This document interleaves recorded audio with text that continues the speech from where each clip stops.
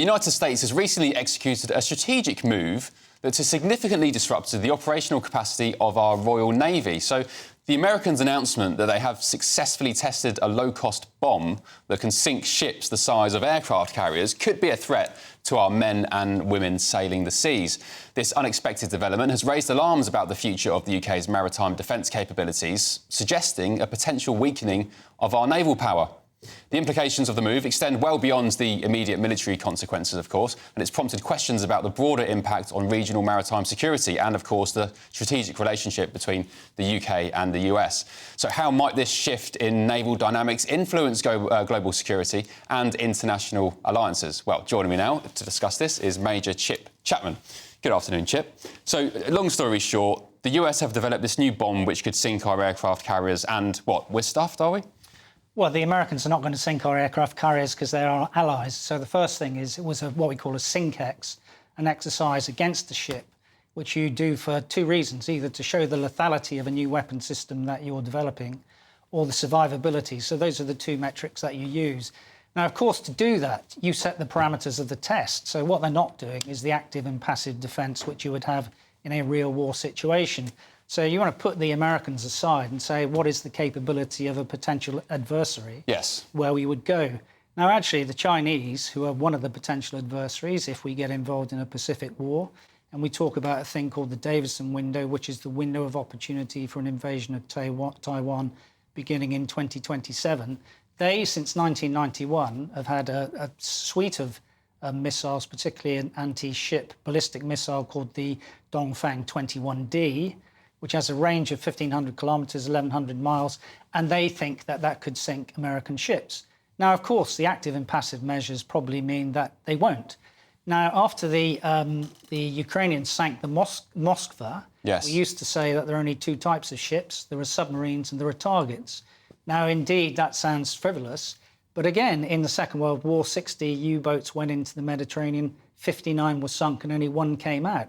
Ships will get sunk. But if you've got the right framework of destroyers and frigates, active and passive measures around them, it doesn't mean it will happen. We have not had a peer or near-peer adversary to test that, really. The nearest was the Falklands War in 1982. Chip, it's a really sunny day outside. It's glorious. But inside, it's feeling a bit gloomy because I had a military historian on previously talking about how we're entering an era that's going to be worse than the Cold War, relations with Russia, completely in the gutter. And now we've got this development. And, of course, you were saying to me off-air that our number of ships, frigates, is continuing to dwindle. That's despite calls from the likes of Tory Baroness Neville Jones, who's saying that we need more and more and more. Yeah, and I think this is really the big issue. It's OK having aircraft carriers, but you need the escorts to go with them. Now, Lord Robertson is going to be one of the guys involved in the Defence Review. He was the Defence Secretary at the end of the century. At the time that he was Defence Secretary, he talked about the need for 20 frigates and 12 destroyers. We currently have 6 destroyers. The original bid was for 12. We've got 6. And the 20 frigates have come down to 13, of which really they can, there's 9, probably going down to 7, which we can operationally generate 3 or 4. So it is that which is kind of broken. And if you look at the vital tasks for the UK, 40% of our food comes from overseas. In terms of food security and the fact that we're an island, it's protecting the North Atlantic, protecting the undersea infrastructure in terms of energy, digital infrastructure, so we can all communicate. Those are the key things. The Royal Navy, in my view, even though I'm an army officer, needs to grow. So are we defenceless in Britain when it comes to the global picture? No, we're not, because, of course, we're part of an alliance. An alliance has grown. NATO's grown from 30 to 32 nations with the addition of Finland and Sweden. The best thing we can do is support Ukraine to ensure they prevail. That would be a triggering moment probably for Russia to ensure that they don't become a threat in the future. Then you're left potentially with China. We'll see what happens there. To do amphibious operations across 120 miles straight is a very complex operation. Chip, I might sound a bit naive here, right? But we used to rule the waves. We conquered the world. And now it just feels like, despite having the backing of NATO, it just kind of feels like we're dwindling away in the corner of Europe and not really armed to the teeth like we should be. Is that a fair thing to say, or am I just being a bit simplistic? Well, we are a medium-ranked power. We're no longer a front-ranked power. Certainly the Americans have said that in terms of land warfare, we're no longer a front ranked nation. However, our defence budget is the 6th largest in the world. So are we getting a bang for our buck? And the real dilemma in the defence review is, do we go for the Euro-Atlantic aspect? That is, that if European warfare and Russia is the problem, do we put all our eggs in that basket? Or are we still a global power and want to rule the waves by going out to the Pacific in terms of HMS Prince of Wales is going next year to the Indo-Pacific. You can't have both with the size of the budget we have. No. Well, Sir Keir Starmer and Labour, of course, they are doing this strategic defence review. They've promised to bump up the defence budget. When they do that, what do you think they'll need to identify as the areas of needing a bolster in money? Well, my view is that the key things are preservation of the North Atlantic, so you need more ships to ensure that the Russians can't interdict that. The second one is you need integrated air and missile defence, so that's weak in the UK.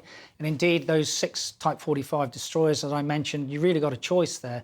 It's either protect carriers or protect London. And with 6, we haven't got much. So the ground-based air defence is rather missing, although within a NATO rubric, that's less than you think. Those are the 2 key areas, of course, with the nuclear deterrent on top of that. And there are 4 new dreadnought ships being built.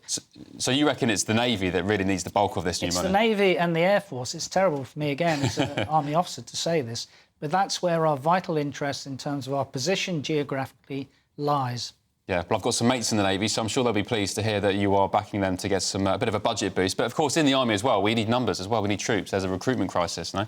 Yeah, and that really depends, again, what you want to do in the defence budget. We used to have the British Army of the Rhine when, for example, there were about 120,000 troops with 3 divisions in Germany during the Cold War. Do we want to recreate that in terms of a British Army on the Vistula somewhere in Poland and in Estonia? Now, we do have a enhanced forward presence in Estonia with a battle group.